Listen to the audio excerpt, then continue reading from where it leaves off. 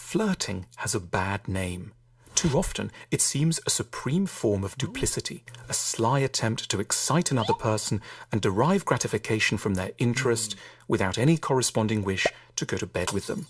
It looks like a manipulative promise of sexual affection that at the last moment leaves its targets confused and humiliated. In our sadness, back home alone after the nightclub or the party, we may rail against the flirt for only flirting, when it had appeared there would be so much more.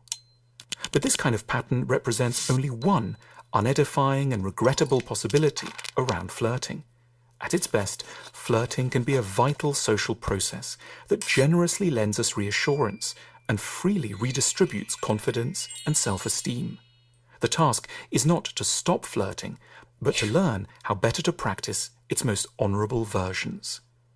Good flirting is, in essence, an attempt driven by kindness and imaginative excitement to inspire another person to believe more firmly in their own likability, psychological as much as physical.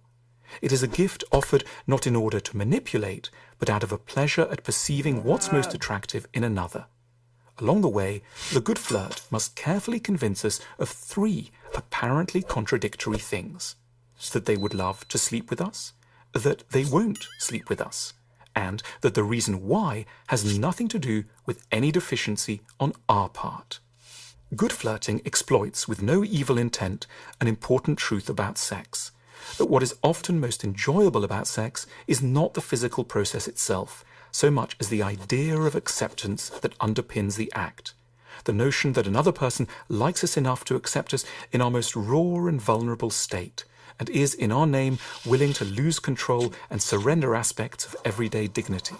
It is this concept, far more than the deft touching of skin, that is what contributes the dominant share of our pleasure as we undress someone for the first time or heed their request to call them the very rudest words we know.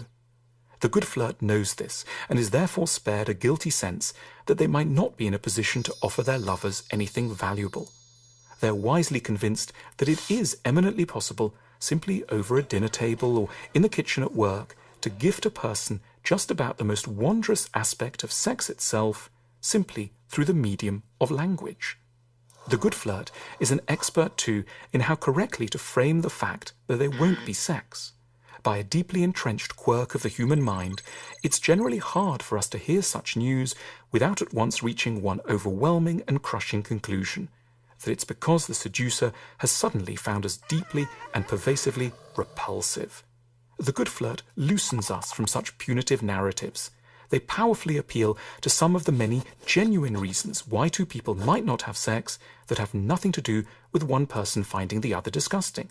For example, because one or both party already has a partner, because there's an excessive age gap, a gender incompatibility, an office that would disapprove, a difficult family situation, or most simply, a lack of time. Freed from the rigid and blunt supposition that flirting has to be the prelude to actual sex, the good flirt can artfully imply how different things might have been if the world had been more ideally arranged. And the recipient of the flirt can, with equal grace, assent to the story without a need to twist it through self-hatred. We all stand in need of reminders of what's tolerable and exciting about us. It's a desperate foreshortening of possibilities to insist that such reawakening can only be justified by actual intercourse. Understood properly, flirting can beneficially occur across the largest gulfs of political belief, of social, economic or marital status, of sexual inclination, and, with obvious caveats, of age. The 26-year-old corporate lawyer and the 52-year-old man behind the counter of the corner shop can flirt, and so may the cleaner and the CEO.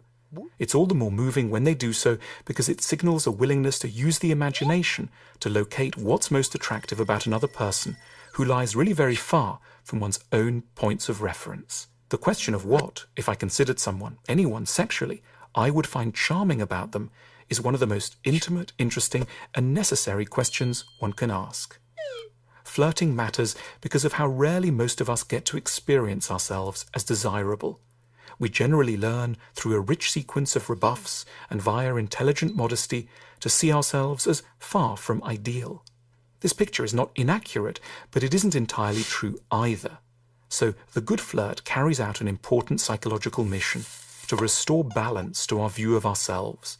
They remind us that for all our failings of character and bodily liabilities, we are in fact in certain ways properly appealing, and in a better situation than the one we find ourselves in, a truly interesting person to want to spend a night with.